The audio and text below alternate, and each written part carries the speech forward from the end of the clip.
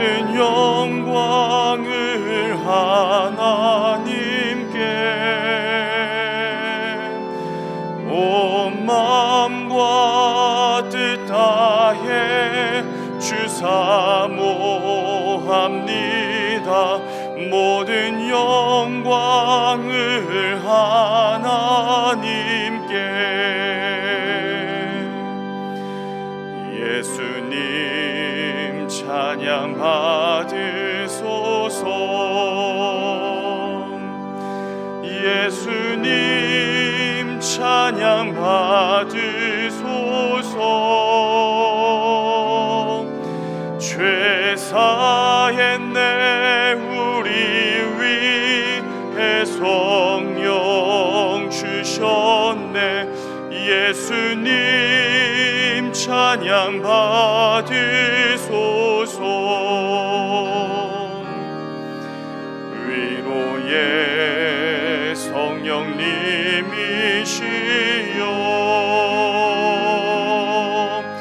위로의 성령님이시여,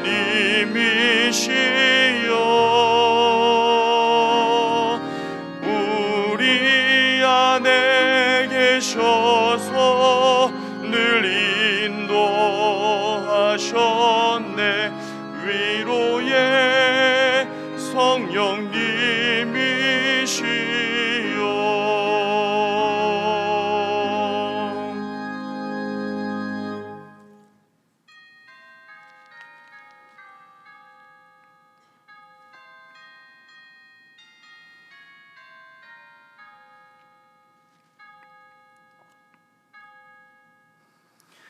일어나라, 빛을 발하라. 이는 내 빛이 이르렀고 여호와의 영광이 내 위에 임하였음이니라. 대림절 첫 번째 주일, 이 땅에 빛으로 오신 하나님의 크신 영광을 우리의 온 마음을 다해 찬양합니다. 예배하는 이곳에 임재하시고 모든 찬양과 영광을 받아 주시옵소서. 예배하는 우리의 심령이 새롭게 되어 작정한 한 영혼을 향한 구원의 열정과 열방을 품고 기도하는 그리스도의 제자의 삶으로 살게 해주시기를 간절히 소원하오며 우리 주 예수 그리스도의 이름으로 기원하옵나이다. 아멘.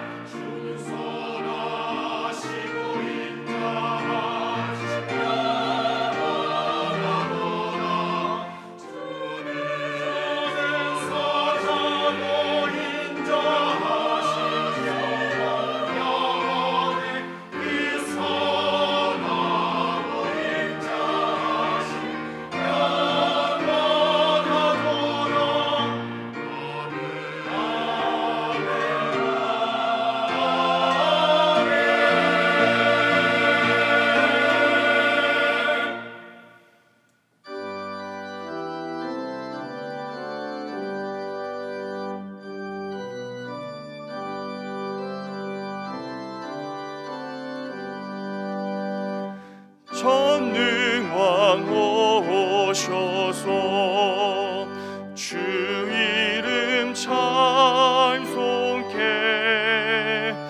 하옵소서. 영광과 권능의 성부여 오셔서 우리를 다스려 주옵소서. 강생한 성자여 오셔서 기도를 들으소서. 택하신 백성들 복 내려 주시고 거룩한 마음을 주옵소서. 위로의 주 성령 오셔서 큰 증거 주옵소서. 전능한 주시어 각 사람 맘에서 떠나지 마시고 계십소서. 성삼위일체께 한없는 찬송을 드립니다. 존귀한 주님을 영광 중 배웠고 영원히 모시게 하옵소서.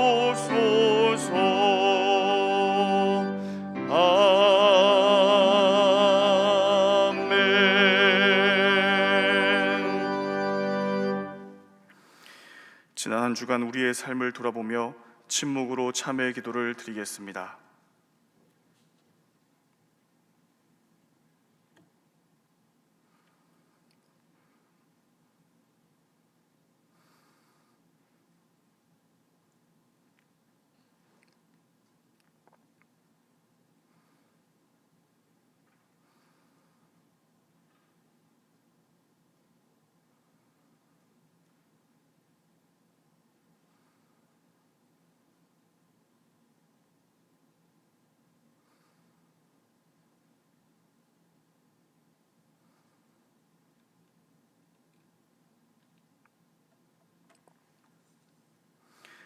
하나님께서 주시는 사죄의 말씀입니다. 그가 우리를 흑암의 권세에서 건져내사 그의 사랑의 아들의 나라로 옮기셨으니 그 아들 안에서 우리가 속량 곧 죄사함을 얻었도다. 아멘.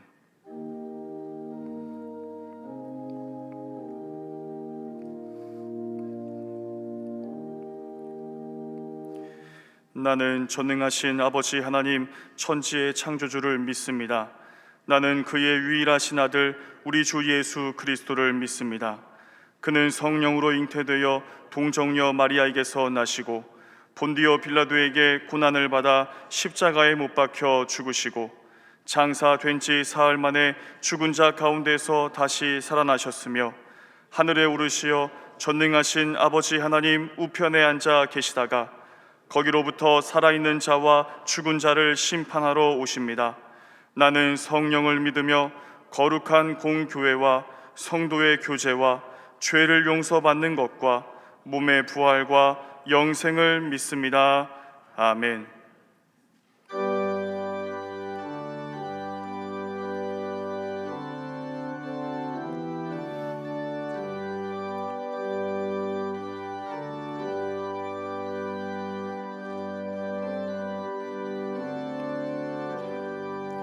나의 죄를 씻기는 예수의 피밖에 없네. 다시 정케하기도 예수의 피밖에 없네. 예수의 흘린 피 날 희게 하오니 귀하고 귀하다. 예수의 피밖에 없네. 나를 정케 하기는 예수의 피밖에 없네. 사죄하는 증거도 예수의 피밖에 없네. 예수의 흘린 피 날 희게 하오니 귀하고 귀하다. 예수의 피밖에 없네. 나의 죄 속하기는 예수의 피밖에 없네. 나는 공로 없으니 예수의 피밖에 없네. 예수의 흘린 피 날 희게 하오니 귀하고 귀하다. 예수의 피밖에 없네. 평안함과 소망은 예수의 피밖에 없네. 나의 의는 이것뿐 예수의 피밖에 없네. 예수의 흘린 피 날 희게 하오니 귀하고 귀하다. 예수의 피밖에 없네. 영원토록 내 할 말 예수의 피밖에 없네. 나의 찬미 제목은 예수의 피밖에 없네. 예수의 흘린 피 날 희게 하오니 귀하고 귀하다. 예수의 피밖에 없네. 이 시간 교회 공동기도 제목으로 함께 기도하겠습니다. 첫째, 남아공에서 사역하시고 7마을과 5여전도회 청년육부에서 후원하는 김현주, 송민경 선교사님, 빈민구제 사역을 통해 케이프타운을 복음화하도록. 둘째, 12월 3일에 진행되는 대입 수능시험과 취업을 준비하는 자녀들에게 지혜를 주시고 진학과 취업의 길이 열리도록. 셋째, 사회적 거리두기 2단계 속에 가정과 일터를 붙잡아 주시고 연수의 감염이 멈추도록. 담임 목사님의 영육간의 강건함과 가정과 사역을 위해서 다 함께 기도하시겠습니다. 하나님 아버지, 참으로 감사합니다. 이 거룩한 주일 주님 앞에 나와 예배할 수 있도록 도와주시고 특별히 귀한 선교지에서 사역 감당하시는 우리 선교사님들을 위해서 먼저 기도할 수 있도록 인도하셨사오니 참으로 감사합니다. 남아공에서 귀한 사역 감당하시는 김현주, 송민경 선교사님, 그 귀한 사역을 통해 하나님 나라가 확장될 수 있도록 인도하여 주시옵소서. 대입 수능과 그리고 진학과 취업의 길이 열릴 수 있도록 늘 기도하며 준비하는 가운데 있사옵나니 그 모든 기도를 들으시고 응답하여 주시옵소서. 사회적 거리두기 2단계 가운데에서 우리의 모든 가정과 일터를 붙잡아 주시기를 간절히 원합니다. 나날이 확진자의 수가 아버지 하나님 급증하고 있는 가운데 있사온데 하나님 멈추어 주시옵소서. 담임 목사님의 영육간의 강건함과 가정을 사역을 위해서 간절히 기도하오니 이 시간 말씀을 선포하실 때 능력 있는 주의 말씀 선포토록 인도해 주시옵고 하나님의 크신 은혜가 함께할 수 있도록 인도하여 주시옵소서.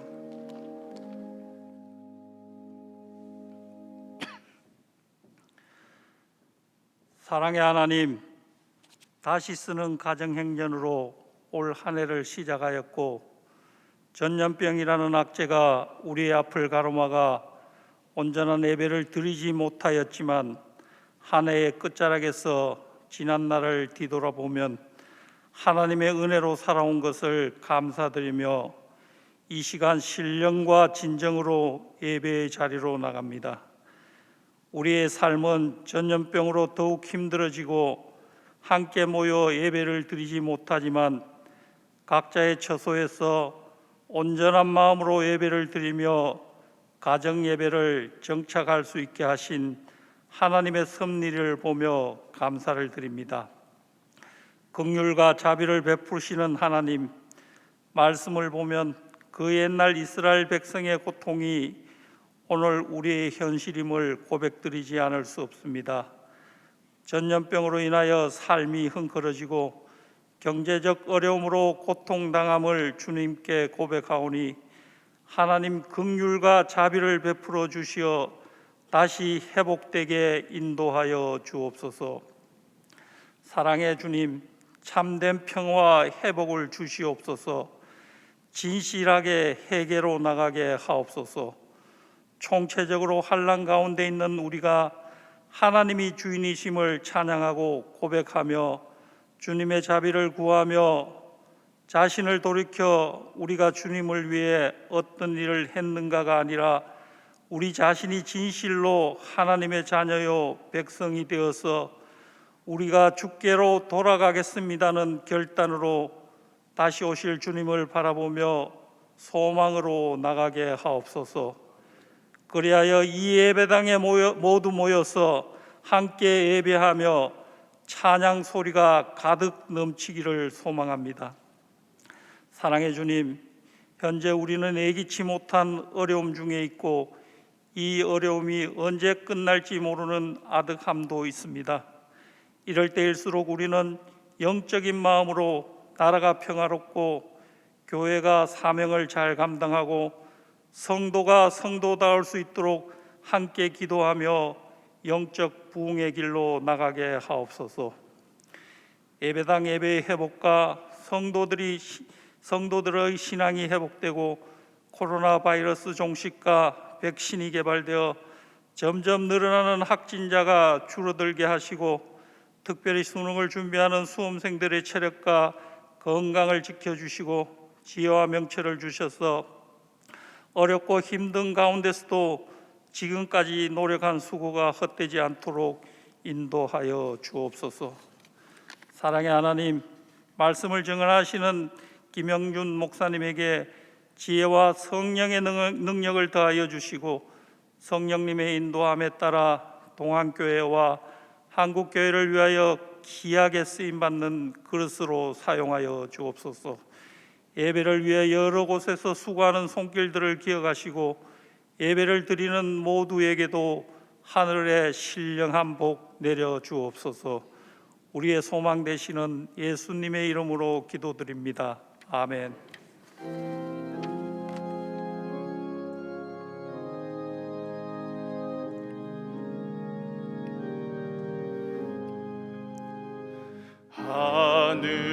하늘에 계신 아버지, 이름 거룩하사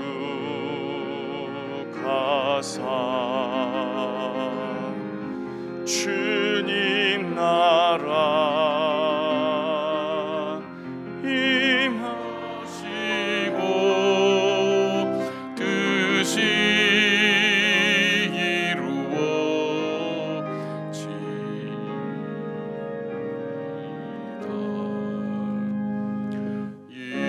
일용할 양식 주시고 우리들의 큰 죄 다 용서하옵시고 또 시험에 들게 마시고 악에서 구원하소서. 대개 주의 나라 주의 권세 주의 영광 영원히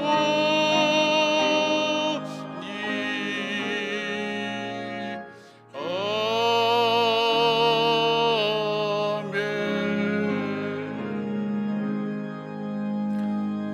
살아계신 하나님, 오늘도 우리 하나님께 예배할 수 있는 귀한 은혜 주셔서 감사를 드립니다. 죄인된 저희가 감히 주님 앞에 나올 수 없지만 예수 그리스도의 보혈을 피어지하여 은혜의 보좌 앞에 담대히 나가오니 주여 우리를 허물과 죄를 따라 기억지 마시고 주님 안에 있는 긍휼과 자비로 저희들을 받아주셔서 하나님 주님과 만나고 교제하는 주의 백성들이 얻었던 평강과 은혜가 오늘 우리 예배 가운데 임하게 하여 주시기를 간절히 소원합니다. 세상이 어떤 문제로 염려와 근심으로 이 자리에 왔든지 간에 주님 이 시간 보혈의 피로 깨끗하게 씻어 주시옵고 주님의 말씀으로 우리의 믿음을 더욱더 견고하게 세워 주시오며 말씀의 약속의 구원을 따라 믿음으로 나갈 때 승리하는 기쁨과 감사와 하나님께 영광 돌림이 우리 가운데 있게 하여 주시기를 간절히 원합니다. 하나님, 기가 막힐 웅덩이와 수렁석에서 어려움 중에 있는 주의 자녀들 위해 우리의 발을 반석 위에 세워주신다고 하셨사오니 하나님, 오늘도 반석 위에서는 든든함이 우리 가운데 있게 하여 주시고 두려움이 사라지게 하시고 염려와 걱정이 소멸되게 하여 주시오며 응답하시는 신실하신 하나님을 맛보아하는 복된 예배가 되게 하여 주시옵소서. 자비하신 하나님, 주님 앞에 귀한 것 구별하여 예물로 올려드렸습니다.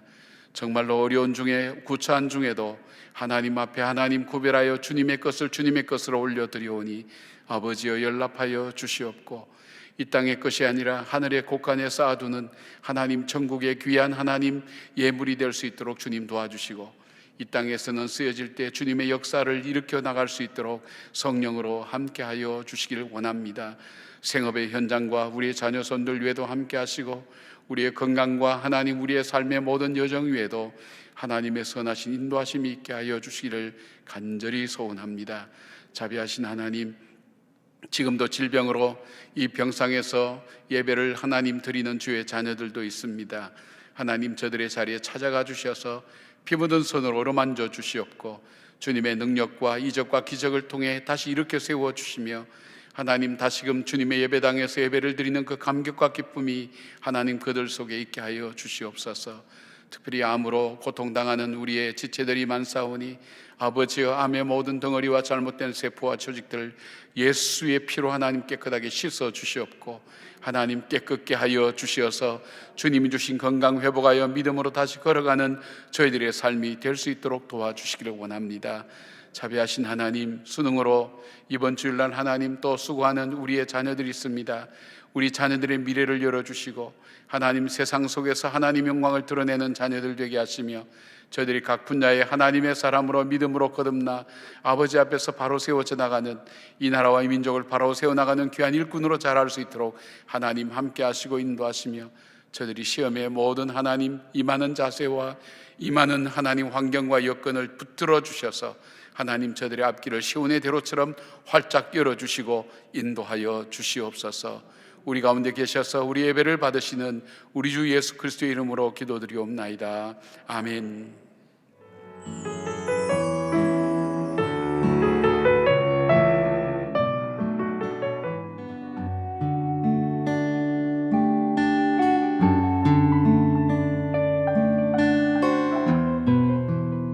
저는 전도사님께서 교사 이렇게 제의를 해주셨는데, 어떻게 하면 하나님의 마음을 닮을 수 있을까 생각하다가, 제가 청소년일 때도 청소년이 진짜 미래다 뭐 이런 생각을 하면서 자라왔고, 교사의 자리에 가는 게 하나님의 마음에 동참할 수 있는 방법인 것 같다고 생각해서 교사로 지원하게 되었습니다.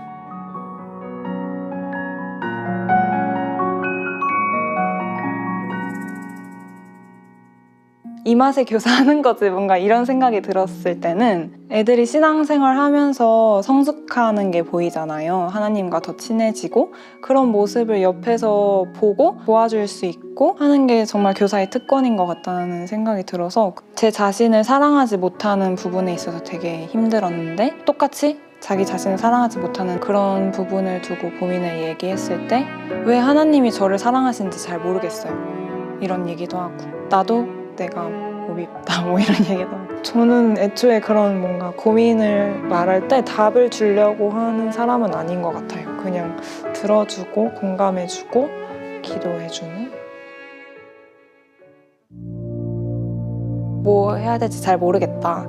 그럼 그냥 제가 해줄 수 있는 말은 괜찮다, 모르는 게 당연하다, 그냥 지금 주어진 거에 최선을 다하면서 기도하면서 같이 알아가 보자. 너가 뭘 좋아하는지, 너가 어떤 사람인지, 그런 얘기를 해주는 것 같아요.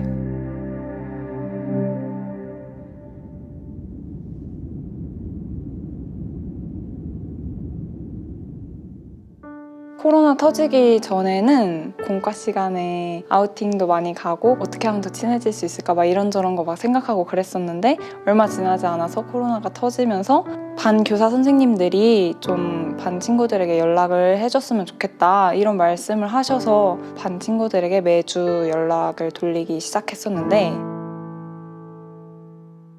여보세요. 여보세요.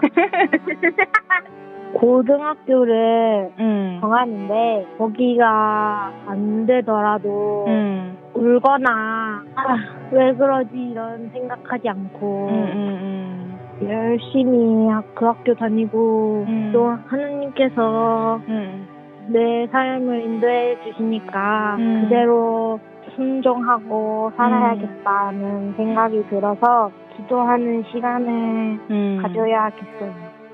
너무 귀한 마음인 것 같아. 그 전화의 내용들이 하나님 그 말씀들을 어떻게 삶으로 살아낼지에 대한 실천 방안을 세우는 내용이 되다 보니까 말씀 읽는 것도 9시에 가정 예배 드리기 그런 거를 액션 포인트로 세우는 친구들도 있어요. 그런 식으로 구체적인 미션을 세우고 실천하면서 아이들도 하나님이랑 더 붙어 있는 것을 보고 누군가의 도움을 통해서 나도 자랐던 것처럼 이 아이들도 나라는 통로를 통해서 자라가고 있구나. 아이들의 회복을 옆에서 같이 지켜보고 도와줄 수 있으니까 기쁜 것 같습니다. 나도 학생 때가 있었는데 지금 하나님 보시기에 잘 자랄 수 있었던 거는 그만큼 나를 위해서 섬겨주신 많은 선생님들이 있었기 때문에 가능했던 것 같아요. 그래서 어떻게 보면 교사라는 자리를 너무 무겁게 생각하지 않고 아이들이 신앙생활 하는데 동반자 역할을 할 수 있는 그런 역할 정도만 생각해도 충분하다고 생각합니다. 선생님으로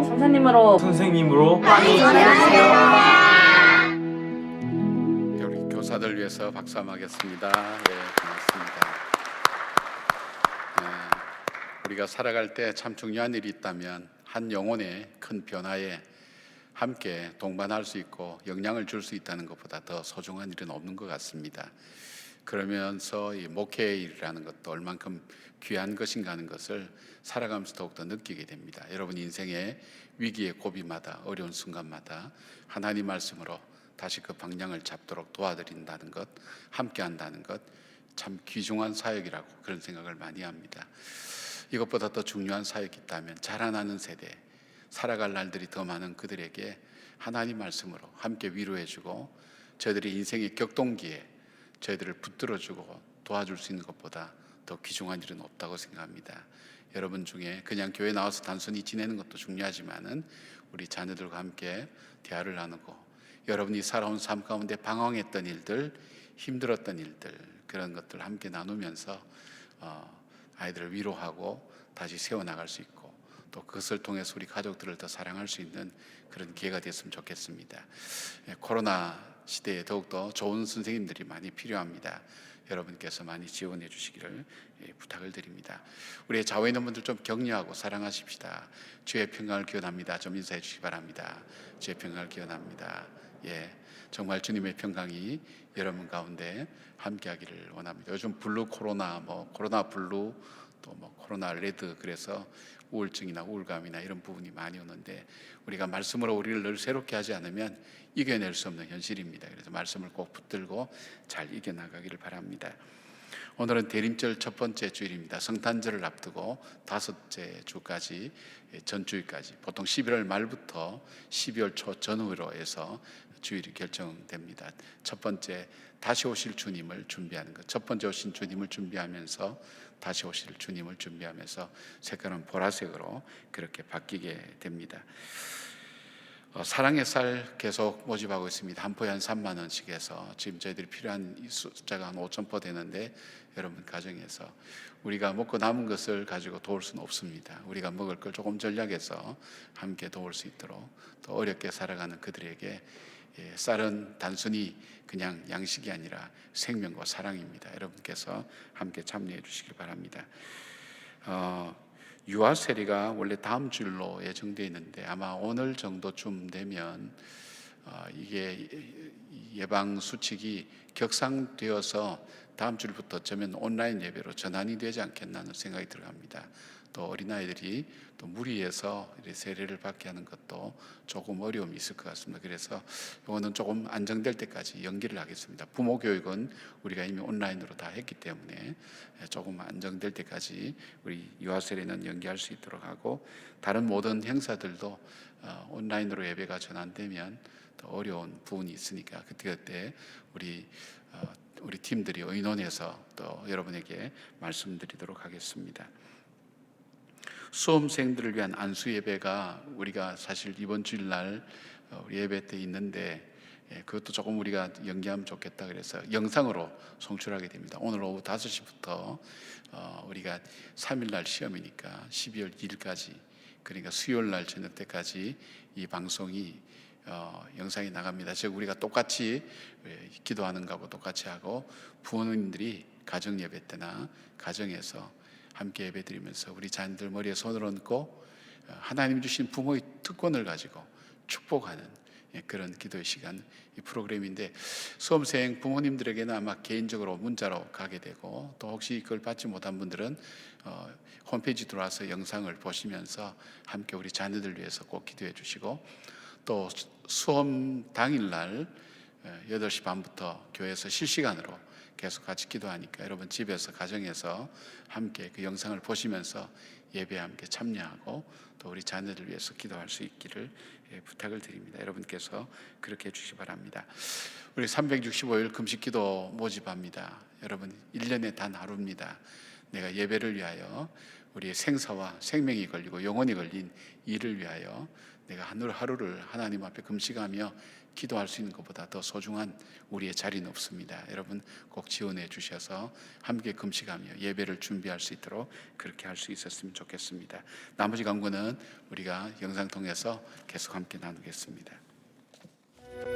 날 위해 십자가에서 깨뜨리신 사랑 오늘도 그 사랑 안에 나 거합니다. 주님의 생명 내 안에 있고 주님의 사랑 날 강권하니 나 오늘도 주께 내 삶을 깨뜨립니다. 한 번 더 날 위해 십자가에서 깨뜨리신 사랑 오늘도 그 사랑 안에 나 거합니다. 주님의 생명 내 안에 있고 주님의 사랑 날 강권하니 나 오늘도 주께 내 삶을 깨뜨립니다. 오 주여 내 삶을 깨뜨립니다. 줄거리 위에 붓습니다.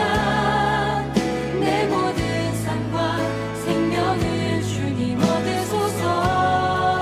오 주여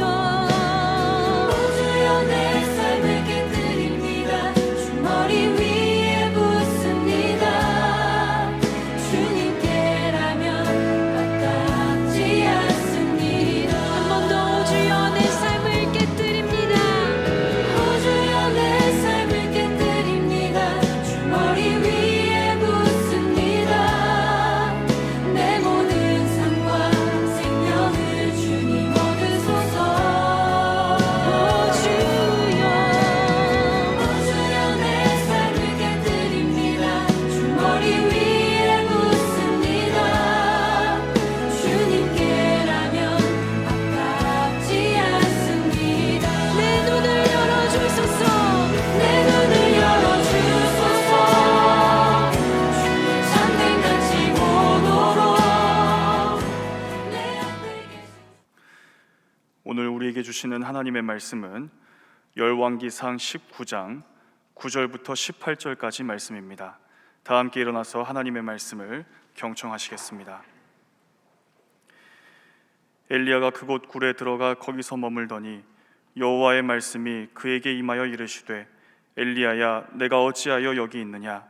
그가 대답하되 내가 만군의 하나님 여호와께 열심히 유별하오니 이는 이스라엘 자손이 주의 언약을 버리고 주의 제단을 헐며 칼로 주의 선지자들을 죽였음이오며 오직 나만 남았거늘 그들이 내 생명을 찾아 빼앗으려 하나이다. 여호와께서 이르시되 너는 나가서 여호와 앞에서 산에 서라 하시더니 여호와께서 지나가시는데 여호와 앞에 크고 강한 바람이 산을 가르고 바위를 부수나 바람 가운데에 여호와께서 계시지 아니하며 바람 후에 지진이 있으나 지진 가운데에도 여호와께서 계시지 아니하며 또 지진 후에 불이 있으나 불 가운데에도 여호와께서 계시지 아니하더니 불 후에 세미한 소리가 있는지라. 엘리야가 듣고 겉옷으로 얼굴을 가리고 나가 굴 어귀에 서매 소리가 그에게 임하여 이르시되 엘리야야 내가 어찌하여 여기 있느냐. 그가 대답하되 내가 만군의 하나님 여호와께 열심히 유별하오니 이는 이스라엘 자손이 주의 언약을 버리고 주의 제단을 헐며 칼로 주의 선지자들을 죽였음이오며 오직 나만 남았거늘 그들이 내 생명을 찾아 빼앗으려 하나이다.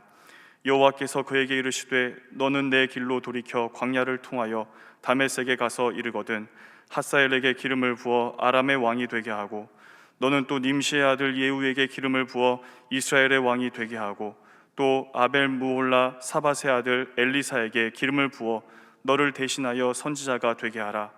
하사엘의 칼을 피하는 자를 예후가 죽일 것이요 예후의 칼을 피하는 자를 엘리사가 죽이리라. 그러나 내가 이스라엘 가운데 7,000명을 남기리니 다 바알에게 무릎을 꿇지 아니하고 다 바알에게 입맞추지 아니한 자니라. 이것은 하나님의 말씀입니다. 아멘.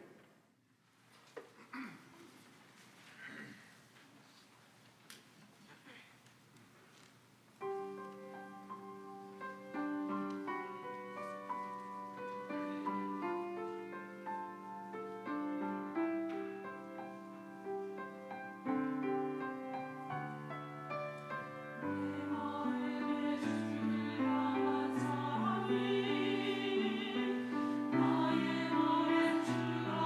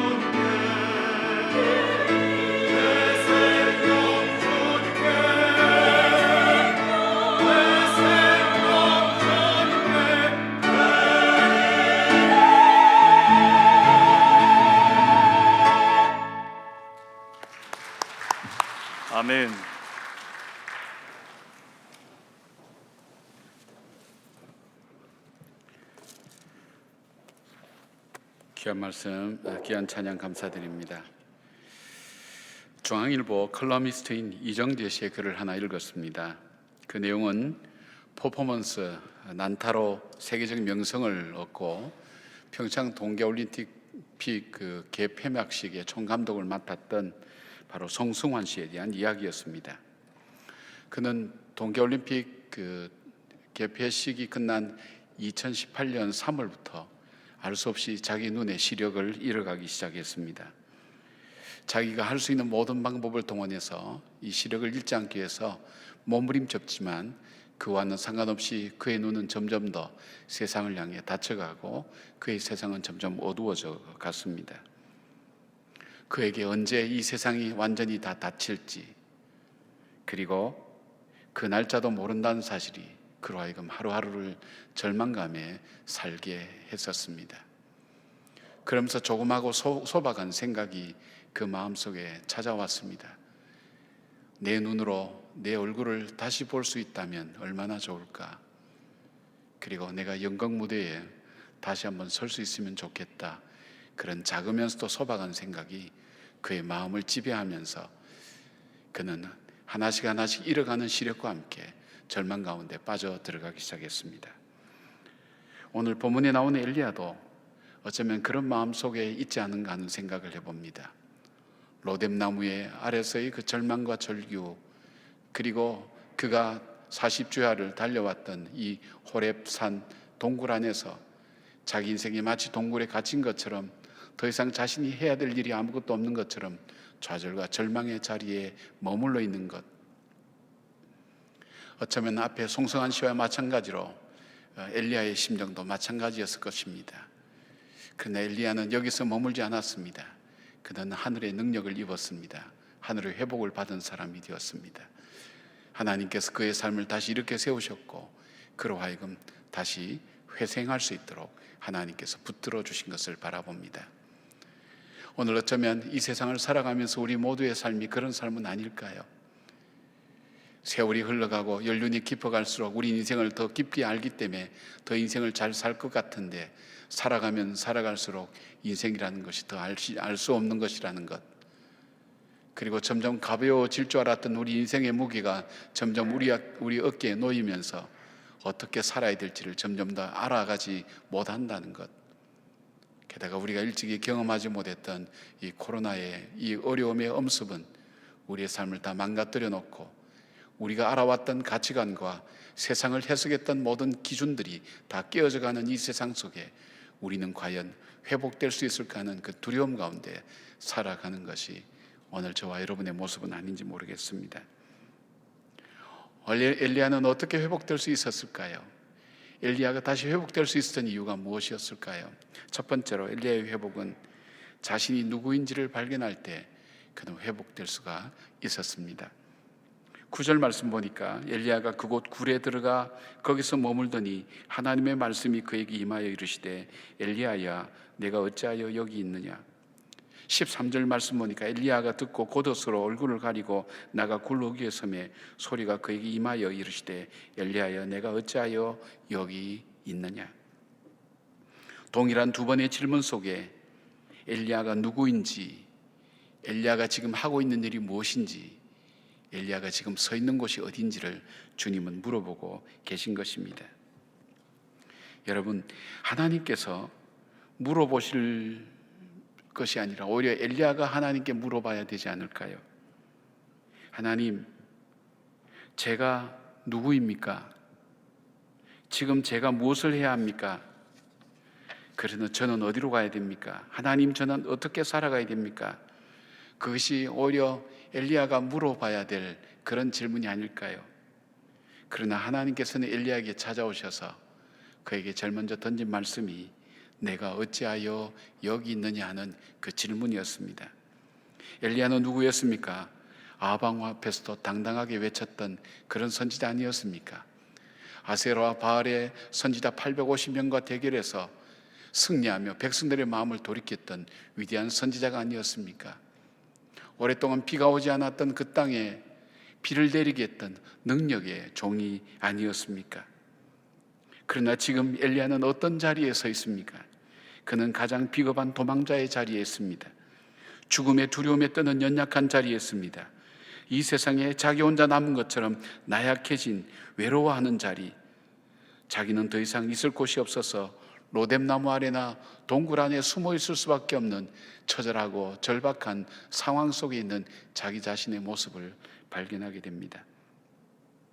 하나님께서 엘리야야 내가 어찌하여 여기 있느냐는 이 질문은 하나님께서 무엇을 엘리야로 하여금 일깨워 주실까요?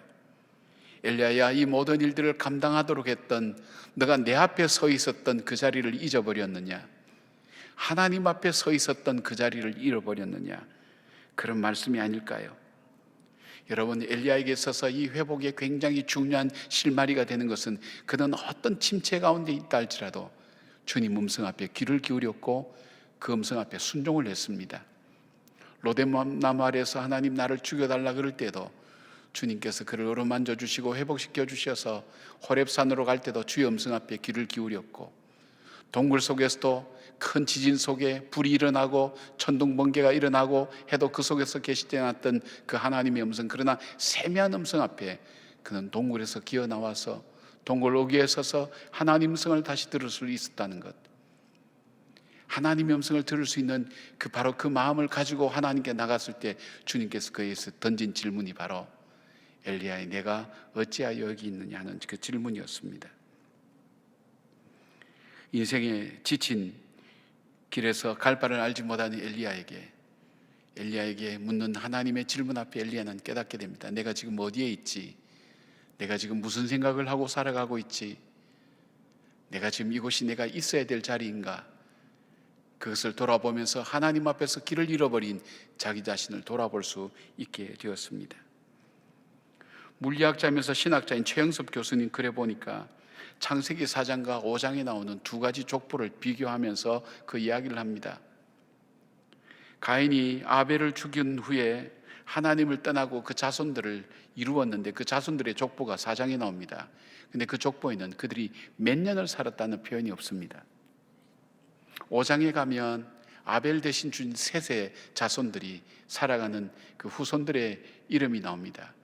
그 후손들의 이름 속에는 그가 몇 년을 살았으며 성경에 다 기록을 하고 있다는 것입니다. 이것이 무슨 의미인가?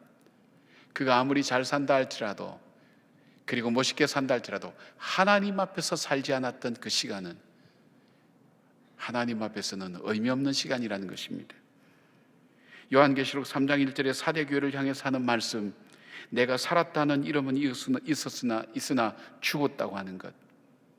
우리의 삶이 하나님 앞에 살아가지 못할 때 우리는 살아있는 것 같지만 죽은 인생으로 살아간다는 것입니다. 오늘 엘리야가 그가 모든 것 잃어버린 그것은 바로 하나님 앞에서 그의 삶의 자리를 잃어버린 것입니다. 그리고 그 자리를 그는 다시 찾은 것입니다.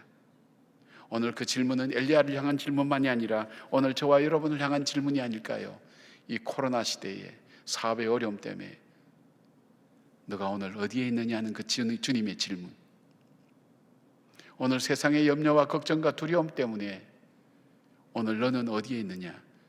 혹시 여러분 중에 하나님 앞에서 살아갔던, 하나님 앞에 서 있었던 내 모습을 잃어버리고 살아가고 있지는 않습니까? 내 모든 어려움의 시작이 바로 하나님을 떠나면서부터 시작되었다는 것을 돌아볼 때, 흉년을 이기기 위하여 나오미는 자기 고향 이 베들레헴을 떠나서 모압 땅으로 옮겼지만 인생의 더 큰 흉년을 만나면서 그의 삶은 절망 가운데 있을 때에 그가 자기 고향, 자기가 있었던 하나님의 약속의 땅으로 돌아가지 않았습니까? 자기가 있어야 될 자리, 오늘 저와 여러분이 있어야 될 자리가 어디입니까? 이 어려운 시대 속에, 그리고 격동치는 내 삶에 요동치는 그 가운데서 내가 머물러 있고 내가 살아야 될 것은 바로 하나님 앞이라는 것을 다시 깨닫는 그런 기회가 되기를 바랍니다.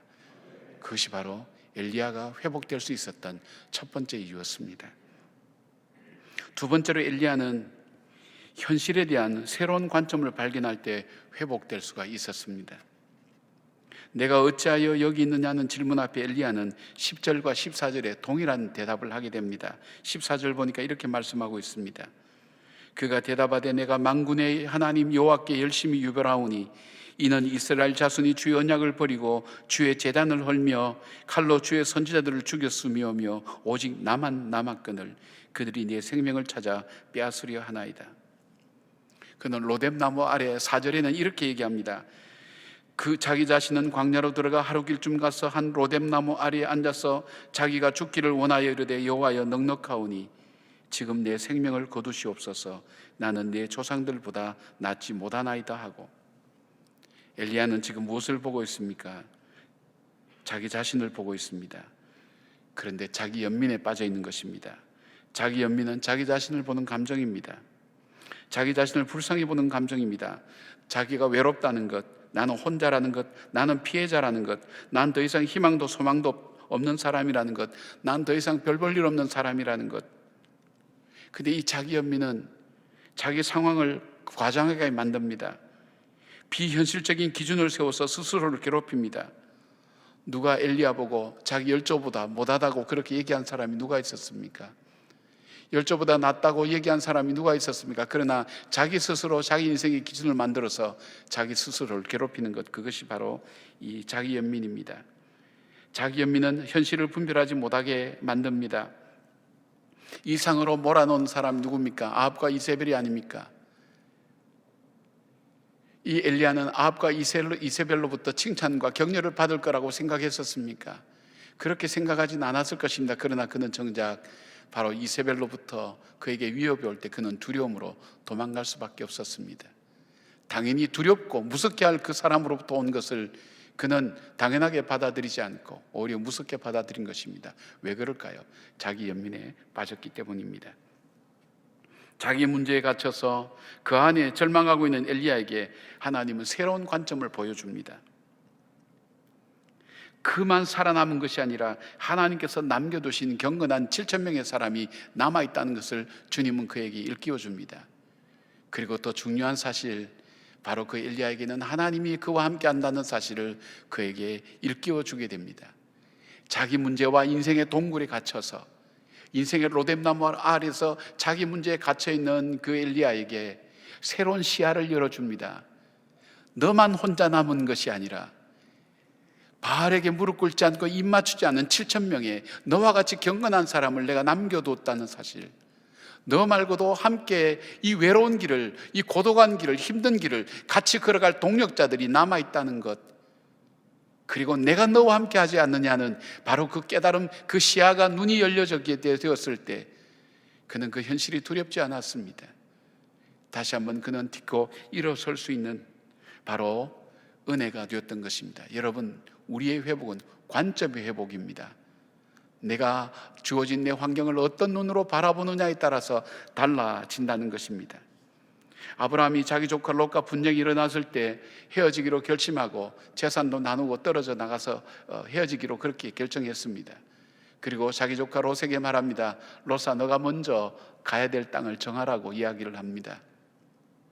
롯이 사양하지도 않고 두말하지도 않고 저 물이 넉넉하고 풍성해 보이는 저 비옥한 땅, 바로 소돔과 고모라 있는 동쪽을 선택하게 됩니다. 나머지 땅은 그렇게 가치 있는 땅이 아니었습니다. 그렇게 해서 롯은 그쪽으로 떠나버리게 됩니다. 아브라함은 자기 조카도 떠나보내기만 하면서 그가 남아있는 그 땅은 황량한 황무지와 같은 그런 땅이었습니다. 그러나 그때 하나님께서 찾아오셨습니다. 아브라함의 눈을 들어서 사방을 보라고 말씀하십니다. 그리고 하나님께서 그 땅을 다시 보게 만드십니다. 내가 동서남북 사방, 네가 보는 곳 동서남북 사방을 다 너에게 주겠다고, 이 땅이 너의 땅이라고, 너의 축복이라고, 심지어는 롯이 간 저 동쪽까지도 내가 너에게 주겠다고. 하나님의 새로운 시각이, 하나님의 새로운 계획이, 하나님의 새로운 비전이 아브라함에게 주어질 때 아브라함은 거기서 자기가 남아있는 땅이 비록 현실적으로는 황무지였지만 황무지가 아니라 축복의 땅이라는 것을 깨닫게 된 것입니다. 그리고 다시 회복되어서 그 길을 걸어갈 수 있게 된 것입니다. 내가 가장 어렵다고 생각되는 것, 가장 힘들다고 생각하는 것, 오히려 내 인생은 황무지라고 생각하고 나는 좋은 것들 다 잃어버렸다고 생각하지만, 그러나 우리 속에 찾아오셔서 우리의 눈을 열어주실 때에 우리와 함께 계신 그 하나님, 그 하나님이 보여주신 나의 현실은 황무지가 아니라 그 땅은 하나님이 축복하신 젖과 꿀이 흐르는 땅이요 생명의 땅이 될 수 있다는 것. 내가 힘들게 여기는 내 가정이, 내가 고통스럽게 생각하는 내 자녀가 힘들고 어려운 존재들이 아니라 나를 더 풍성하게 하는 하나님의 축복의 통로였다는 것을 깨닫게 되는 것은 바로 우리의 눈이 새롭게 열려질 때인 것입니다. 그런 의미에서 보면 코로나는 축복이라고 볼 수가 있습니다. 역설이지만 나를 발견할 수 있는 기회가 되며, 우리가 누구인지를 알 수 있는 기회가 되며, 내가 어디에 서 있는지를 알게 되며, 우리가 무엇 때문에 신앙생활을 하는지에 대한 부분을 다시 깨닫게 할 뿐 아니라 우리에게 잃어버린 그 하나님을 다시 찾게 하는 축복의 모습인 것을 보게 됩니다. 가장 축복의 시간에 가장 절망과 좌절하고 있다면 어리석은 인생이 아닐까요? 사랑하는 여러분, 내가 힘들다고 어렵다고 몸부림치는 바로 이 시간이 하나님의 눈으로 바라볼 때, 하나님께서 우리의 눈을 열어주실 때 함께 하시는 그 하나님을 인하여 그것이 축복의 길이라는 것을 다시 발견하는 하나님의 회복함이 있기를, 여러분 속에 있기를 축복합니다.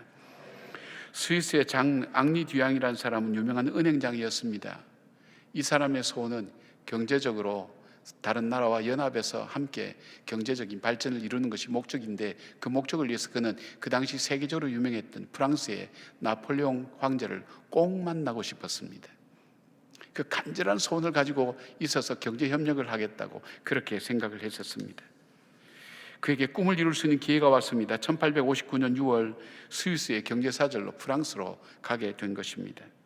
그리고 나폴레옹을 만날 계획이 있었던 것입니다. 그러나 그가 프랑스에 갔을 때 나폴레옹은 프랑스와 사르디니아 연합군이 오스트리아군과 전쟁을 치는 그 현장에 갔습니다. 솔페리노라는 그 전쟁터에 갔을 때 이 앙리 디낭은 자기 꿈을 포기하지 않고 그 나폴레옹을 만나기 위해서 그 전쟁터로 가게 됩니다.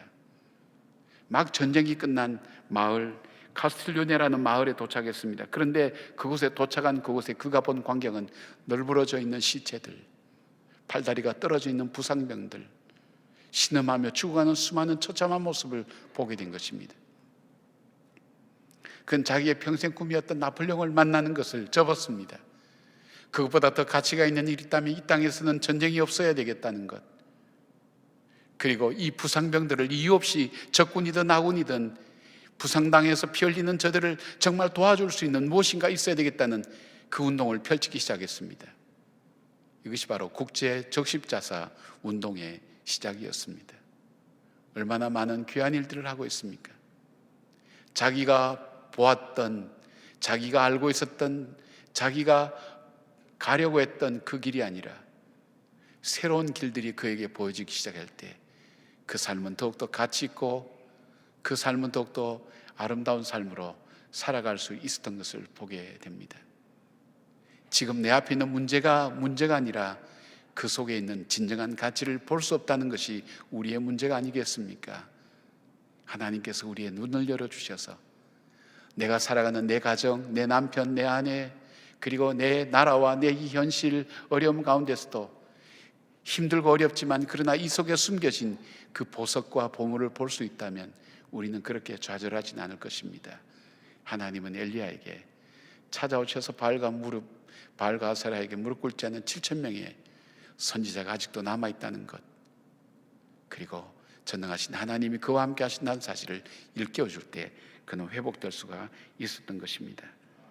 사랑하는 여러분, 내 인생의 동굴에서 나오시기를 바랍니다. 내 문제의 로뎀나무 아래서 벗어나기를 바랍니다. 왜냐하면 하나님이 우리와 함께 계시기 때문입니다. 하나님이 우리와 동행하시기 때문입니다. 세 번째, 엘리야는 미래에 대한 새로운 사명을 받았을 때 회복할 수가 있었습니다. 우리가 좌절할 때가 언제입니까? 삶의 목표를 잃어버리거나 내가 더 이상 할 수 있는 일이 없다고 생각할 때가 아니겠습니까? 아니면 내가 해야 될 일인데 일이 너무 무거워서 내가 감당할 수 없다고 포기할 때가 아니겠습니까? 사실 엘리야는 이것 때문에 포기하고 여기까지 흘러오게 된 것입니다. 더 이상 할 수 없다고 여겨져서 인생의 동굴 속에 그는 들어가게 된 것입니다. 15절 16절, 그런데 하나님께서 오셔서 그에게 말씀합니다. 여호와께서 그에게 이르시되 너는 내 길을 돌이켜 광야를 통하여 다메섹으로 가서 이르거든 하사엘에게 기름을 부어 아람의 왕이 되게 하고 너는 또 님시 아들 예후에게 기름 부어 이스라엘의 왕이 되게 하고 또 아벨무올라 사바세 아들 엘리사에게 기름 부어 너를 대신하여 선지자가 되게 하라고 얘기합니다. 주님이 주신 중요한 말씀에 단어가 하나 있습니다. 내 길을 돌이키라. 내 길을 돌이켜 돌아가라고 얘기합니다. 하나님께서 있게 하신 자리, 하나님께서 하게 하신 자리, 하나님께서 축복하신 자리로 돌아가는 것입니다. 여러분, 왜 하나님께서 엘리야에게 사명을 주시는 것입니까? 하나님께서 엘리야가 없으시면 이 일을 할 수 없을까요? 하나님은 돌들로도 아브라함의 자손을 만드실 수가 있다고 했습니다. 그리고 바알에게 무릎 꿇지 않는 7,000명도 남겨져 있습니다. 엘리야가 없어도 하나님은 하나님의 계획을 할 수가 있습니다. 하나님께서 엘리야에게 일을 맡기신 것은 엘리야를 위해서 맡기신 것입니다. 사람은 하나님께서 자기에게 맡긴 일을 할 때가 가장 행복할 때입니다. 내가 하고 싶은 일을 할 때가 행복할 때가 아닙니다. 내가 원하던 일을 할 때가 행복할 때가 아닙니다. 그때는 좋을 수가 있습니다. 그러나 지나고 보면 그때가 행복할 때는 아닙니다.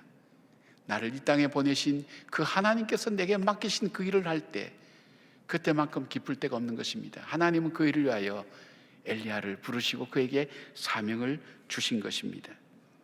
그런데 여기에 광야를 통해서 돌아가라는 의미, 물론 지형적으로 광야를 통해서 돌아갈 수밖에 없는 상황일 수 있습니다. 다메섹. 그러나 이 말의 영적인 의미를 우리가 더 생각해 본다면 사명의 길은 나를 내려놓는 인생의 광야를 거치지 않고는 하나님께서 맡기신 사명을 감당할 수 없다는 것입니다. 내가 살아있으면 교만하든지 절망하든지 둘 중에 하나입니다. 잘하면 내가 잘한다고 교만하고 못하면 내가 절망하고 좌절합니다. 그러나 내 속에 그리스도께서 살아계시면 내가 잘하든 못하든 아무 상관이 없습니다. 나에게서 그리스도만이 존귀케 되기를 원하는 그 마음으로 살기 때문에 그에게 늘 하나님 주신 기쁨이 그 마음속에 넘칠 수가 있습니다. 어떻게 살 때요? 내가 가진 것을 내려놓을 때 우리는 하나님이 내게 주신 사명의 길을 걸어갈 수가 있는 것입니다. 여러분, 주님께서 베드로를 회복시키실 때 어떻게 회복시키셨습니까? 베드로는 예수님이 살아난 걸 확인했습니다. 그런데도 불구하고 그는 자기는 부활하신 예수님을 만날 자격이 없다고 생각하고 그는 스스로 바닷가로 돌아갔습니다.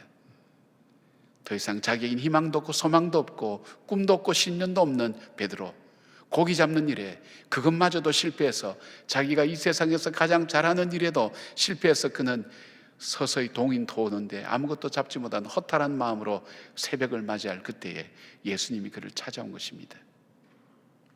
그리고 그 예수님은 바로 엘리야를 호렙으로 가게 하셔서 호렙에서 만나셨던 그 하나님, 모세를 만나셨던 하나님, 모세에게 율법을 주시고 새로운 역사를 일으키고 바람과 그리고 이 지진을 통해서 역사하셨던 그 하나님의 동일한 이 모습들을 이 베드로에게 보여주신 것 무엇일까요? 배 오른편에 그물을 던지라고 그렇게 말씀하시면서 베드로에게 주신 교훈이 뭘까요? 말씀에 의지하여 그물을 내릴 때 네 경험이 아니고 네 지식이 아니고 네 능력이 아니고 환경이 아니라 말씀에 의지하여 그물을 내릴 때 그토록 잡기를 원했던 고기를 잡았던 것을 일깨워 주었습니다. 너의 실패는 말씀에 의지하여 살지 않았던 것이었다는 것, 너가 살아있었다는 것, 너가 네 자존심이 있고 네가 살아있고 네 능력이 있고 네 지식이 있고 네 생각이 있고 네 의의가 있기 때문에 실패할 수밖에 없었다고. 그것이 정의였고 그것이 올바른 것이었고 그것이 바른 거라고 생각된다 할지라도 너가 살아있을 때는 실패할 수밖에 없는 것이 하나님 맡겨주신 사명의 길이라고. 여러분, 내 자녀를 내 뜻대로 길러서 제대로 된 자녀 있습니까? 저는 그런 부모 본 적 없습니다. 하나님이 주신 대로 그 자녀의 결을 따라 잘 길러갔을 때 그 자녀는 아름답게 살았지만 부모에 의해서 정말 잘 길러진 자녀를 본 적은 없었습니다. 무엇을 말합니까? 내 것을 가지고는 하나님의 일을 할 수는 없습니다. 인생의 광야를 거쳐서, 여러분 인생의 광야를 거치면서 우리가 한 것이 뭡니까? 내 것을 많이 내려놓지 않았습니까? 내려놓았기 때문에 이 아침에 여기에서 예배 드릴 수 있지 않습니까? 내려놓았기에 이 어려움을 뚫고 예배당에 와서 예배를 드릴 수 있는 이 마음이 우리 마음속에 있지 않았습니까? 나를 포기했기에 하나님께서 내게 맡겨주신 그 일을 우리가 할 수 있지 않았습니까? 여러분, 주님은 베드로에게 묻습니다. 딴 거 묻지 않습니다. 네가 나를 사랑하느냐? 아가페로 묻지만 베드로는 계속 필로스로 대답합니다. 네가 정말 하나님의 사랑으로 나를 사랑할 수 있느냐? 아닙니다. 나는 우정으로밖에는 사랑할 수 없습니다. 베드로의 3번 질문. 그리고 난 다음 주님께서 주신 사명이 뭡니까? 내 양을 먹이라. 여러분, 주님께서 베드로에게 가장 맡기고 싶었던 이 사명을 언제 주었습니까? 베드로가 가장 연약할 때, 나는 아무것도 할 수 없다고 생각될 때, 그때 주님은 가장 귀한 사명을 베드로에게 주셨습니다. 왜일까요? 베드로야, 내가 너에게 주는 사명은 너의 힘으로 할 수 있는 게 아니야. 너 인생의 광야를 통해서 너를 내려놓아야 돼. 베드로는 신념도 강한 사람이었고 의지도 강한 사람이었고 자기가 고집도 강한 사람이었지만 다 내려놓았습니다. 그는 성령의 사람이 되었습니다. 하나님 말씀을 의지하는 사람이 되었습니다. 그것이 사도행전의 역사였습니다. 사랑은 내가 죽는 것입니다. 하나님 뜻이 살아나는 것입니다. 연말이 되면 교회에서 맡기는 일들을 안 하려고 여러 가지 궁리를 많이 합니다. 난 더 이상 목자도 못해. 나는 교사도 못해. 그리고 맡겨준 일도 가능하면 편하게 예수 믿으려고 생각합니다. 주님께서 우리들이 없어서 일을 못 하십니까? 나를 위해서 맡겨주신 것입니다. 어쩌면 가장 힘들 때 가장 힘든 일을 주님은 맡기십니다. 저는 종종 보았습니다. 가장 힘들 때 가장 힘든 일을 맡기십니다. 그러나 그것이 그 속에 빠져있는 나를 건져내시고 내 자신을 보게 하는 하나님의 놀라운 축복의 길이었다는 것을 저는 많은 분들을 목회하면서 바라보았고 저 자신의 삶 속에서도 동일하게 바라보았습니다.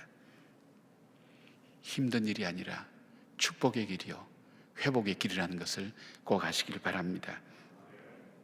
저는 난타의 공연으로 세계적인 명성을 얻고 2018년 평창올림픽 개폐막식 총감독으로 성공리의 임무를 완수한 송승환 씨의 실명대에 가는 과정을 이야기로 시작을 했습니다.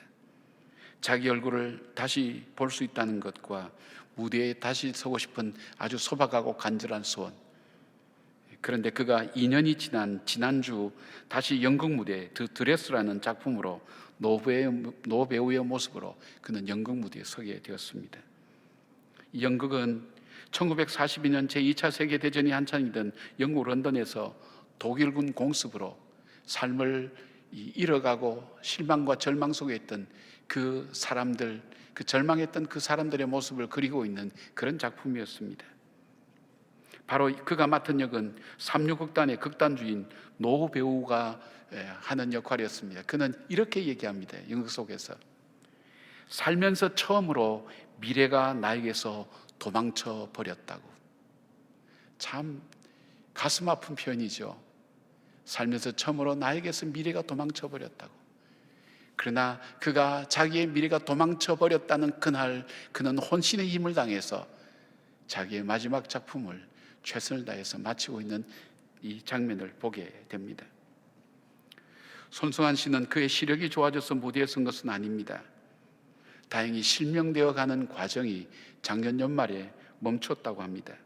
그는 여전히 희미하게 배우의 얼굴을 보지 못하면서도 그 무대에 섰습니다. 연극이 끝난 후 그는 무대 뒤에서 울먹이면서 이렇게 말했다고 합니다. 다시 못 설 줄 알았던 무대에 다시 서게 되었습니다. 여러분의 염려와 기도가 나를 일으켜 세웠습니다. 이 암울한 세상, 힘든 시대를 버텨서 여기까지 왔습니다. 그러면서 그는 눈물을 흘리고 자기 소감을 말했습니다. 그리고 그에게 변한 것이 있다면 아직도 희미하게 볼 수 있다는 눈으로 파란 하늘을 바라보며 너무 감사해서 자기도 모르게 감사의 말이 막 쏟아져 나온다는 것, 그것뿐만 아니라 자기가 살아갈 때 이 시력을 잃어가며 더 많은 감사와 더 많은 고마움이 자기 마음속에 찾아왔다고 그렇게 얘기합니다. 그에게 세상은 어두워져 갔지만 그의 눈은 새로운 세상을 보게 되었습니다. 이 송승환 씨의 이야기를 정한 컬럼니스트 이정재 씨의 말이 마음에 와닿았습니다. 그는 이 장면을 보면서 그의 인생에 던져진 질문이 있었습니다. 그는 이 힘든 세상, 암울한 시절에 자기의 길에서 살아가는 법, 살아남는 법을 세상에 전했다. 나는 무엇을 전할 수 있을까? 30년 지기가 내게 던진 화두에 대해서 나는 삶을 통해 대답해야 될 것이다.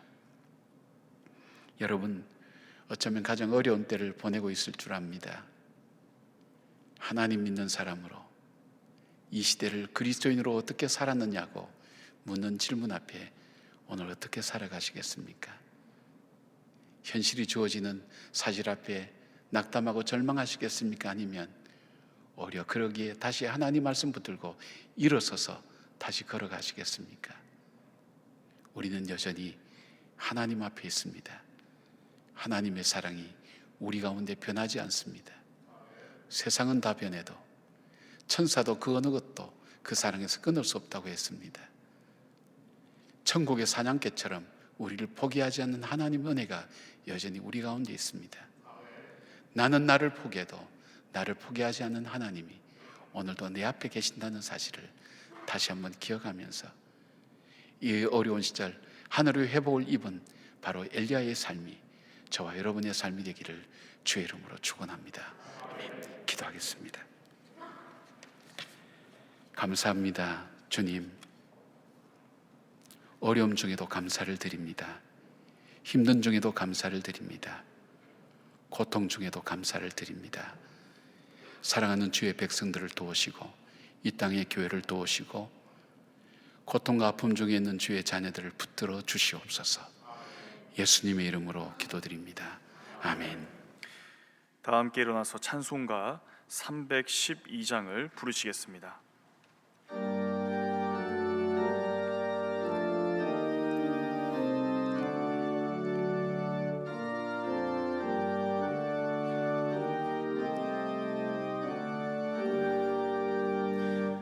너 하나님께 이끌리어 일평생 주만 바라면 너 어려울 때 힘 주시고 언제나 지켜주시리. 주 크신 사랑 믿는 자 그 반석 위에 서리라. 너 설레는 맘 가다듬고 희망 중 기다리면서 그 은혜로신 주의 뜻과 사랑에 만족하여라. 우리를 불러주신 주 마음에 소원하신다.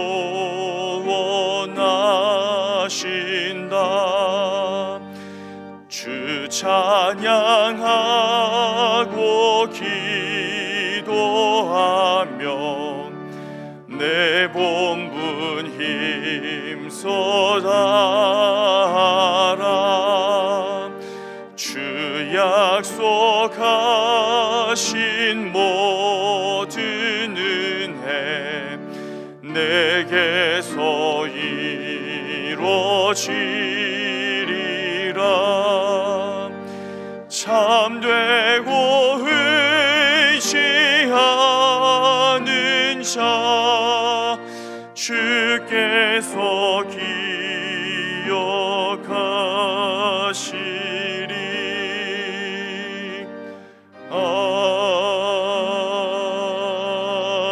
아멘. 시편 91편을 믿음으로 선포하시겠습니다. 자막을 보시고 함께 낭독하겠습니다. 지존자의 은밀한 곳에 거주하며 전능자의 그늘 아래에 사는 자여, 나는 여호와를 향하여 말하기를 그는 나의 피난처요 나의 요새요 내가 의뢰하는 하나님이라 하리니 이는 그가 너를 새 사냥꾼의 올무에서와 심한 전염병에서 건지실 것임이로다. 그가 너를 그의 깃으로 덮으시리니 내가 그의 날개 아래에 피하리로다. 그의 진실함은 방패와 손방패가 되시나니 너는 밤에 찾아오는 공포와 낮에 날아드는 화살과 어두울 때 퍼지는 전염병과 밝을 때 닥쳐오는 재앙을 두려워하지 아니하리로다. 1000명이 내 왼쪽에서 10,000명이 내 오른쪽에서 엎드러지나 이 재앙이 내게 가까이 하지 못하리로다. 오직 너는 똑똑히 보리니 악인들의 보응을 내가 보리로다. 내가 말하기를 여호와는 나의 피난처시라 하고 지존자를 너의 거처로 삼았으므로 화가 내게 미치지 못하며 재앙이 내 장막에 가까이 오지 못하리니 그가 너를 위하여 그의 천사들을 명령하사 내 모든 길에서 너를 지키게 하심이라. 그들이 그들의 손으로 너를 붙들어 발이 돌에 부딪히지 아니하게 하리로다. 내가 사자와 독사를 밟으며 젊은 사자와 뱀을 발로 누르리로다. 하나님이 이르시되 그가 나를 사랑한즉 내가 그를 건지리라. 그가 내 이름을 안즉 내가 그를 높이리라. 그가 내게 간구하리니 내가 그에게 응답하리라.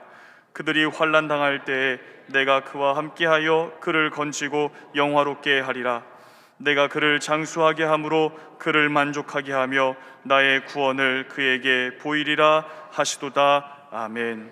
이제는 우리 주 예수 그리스도의 은혜와 우리 하나님의 사랑과 성령님의 감화 감동하심과 동행하여 주심이 하늘 회복을 있기를 사모하며 주의 도움 앞에 선 주님의 자녀들 머리 위에 한국교회와 우리 교회와 우리 성도들과 그리고 이 민족 위에 지금부터 영원까지 함께 하시기를 간절히 축원하옵나이다.